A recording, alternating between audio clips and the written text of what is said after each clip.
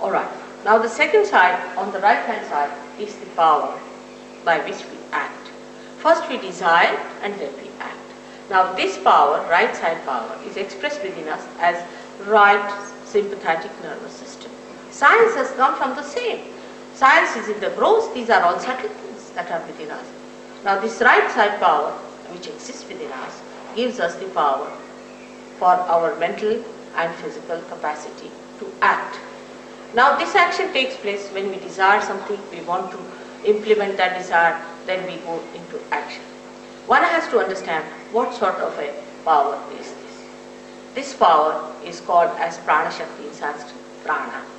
And the another one, the left one, as mana shakti, is the power of the emotions, or can say of the mind. But you see, English language is not so clear-cut about it. So I would say mana shakti and prana shakti.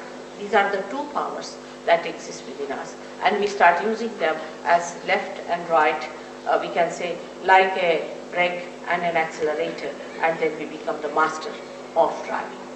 But while becoming that, we make mistakes.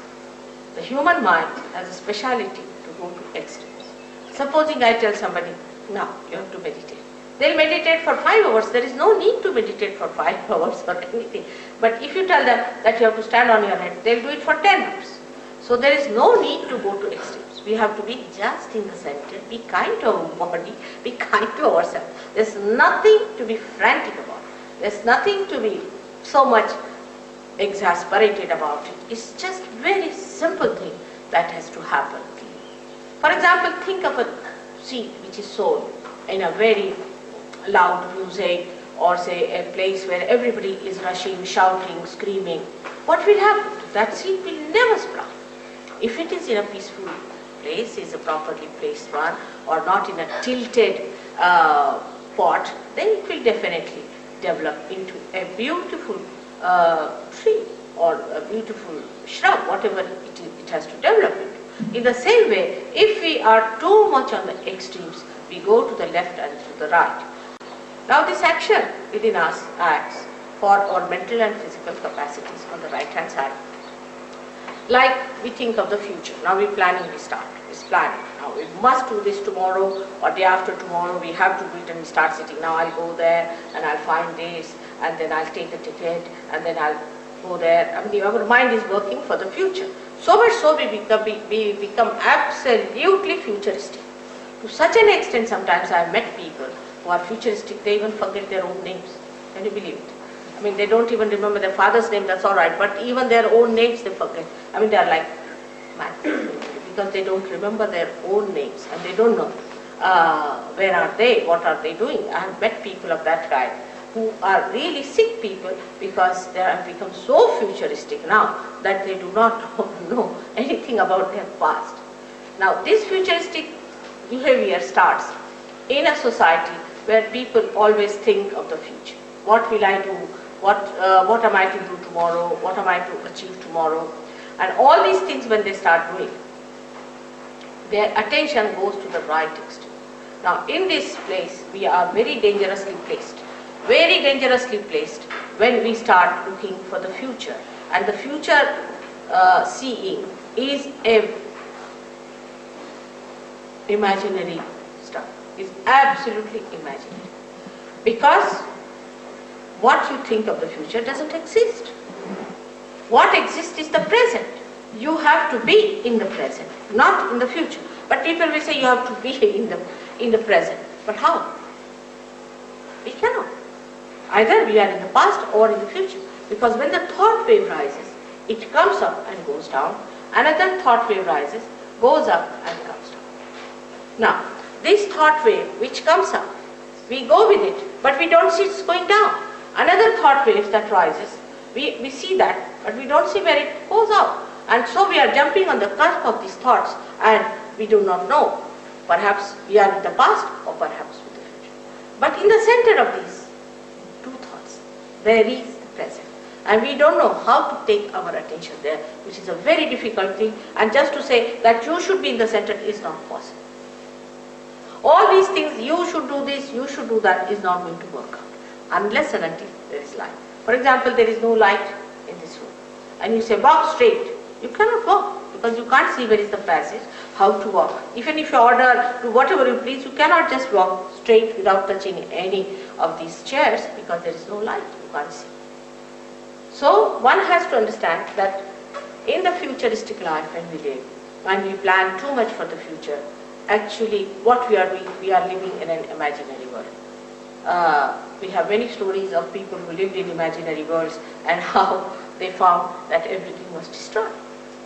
And there are people who work it out through their physical efforts, and when they go into their physical efforts, they create another problem for them because they just become physically oriented. And if you are just physically oriented, the spirit gets angry. So the right side movement is for the people who are very meticulous, you see what you can call the people who are very particular about the time, and who are very firm about things, who are very dry people, and who are very straight and they won't tolerate any nonsense, that sort of people you see that you find normally, and that sort of people become a headache and they are very boring. You can't just bear their company, they can be very boring people. And they give you big lectures about how to be straightforward and how to walk straight, absolutely. In the nature, nothing is straight. It all moves so beautifully because the nature is created out of varieties. And variety brings the beauty. They don't think of beauty, they don't think of love or compassion, nothing. For them, it is a very meticulous world, and that's how they live. Such people are developing a big ego within themselves, as you see there in the yellow stuff in the head, called as ego. Let me show. Right. By the action of the left side, emotional side, we develop a superego, but by the action of the right side, we develop an ego. Now this ego is not easy to be seen, because if you have a superego, you have pains in the body, you are a miserable person, you have wrinkles on the face, and you look absolutely worn out. But if you have ego, then you look so dynamic. We can say that Hitler was the extreme of this ego business. And he got into his head that he is some sort of a God incarnation, and that he has to save the people, and he was the one who knows about races and everything, and he is supposed to save some place. This kind of idea comes from these people who are right-sided. They are very aggressive. They may be very good to talk to. They may be very humble to look at. Could be very good businessmen. Could be anything. But they do not know that they have this Mr. Ego coming up on their heads just like a big balloon, and they are floating in the air. The end of ego is stupidity. You will be surprised. The end of ego is stupidity.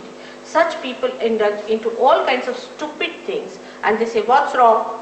For example, I've known old people behaving in so stupid ways, and they say, what's wrong?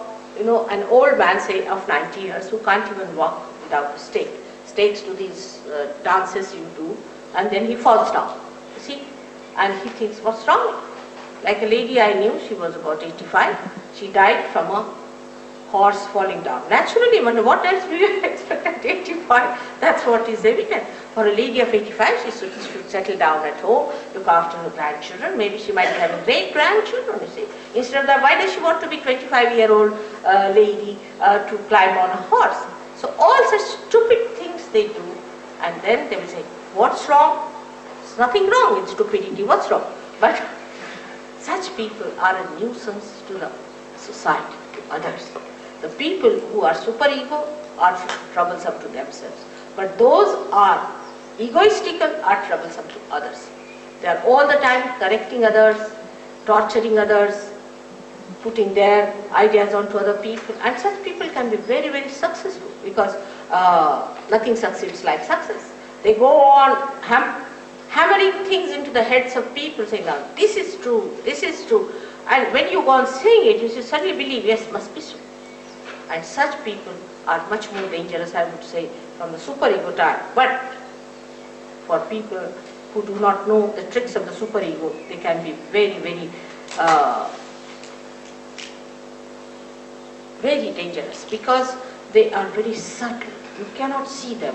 They mesmerize, and they can possess you, and they can be very sly, and they can work out all sorts of methods which you are not aware of. So it is not easy to choose which is better, which is not better. Both things are wrong to go to extremes on the right or to the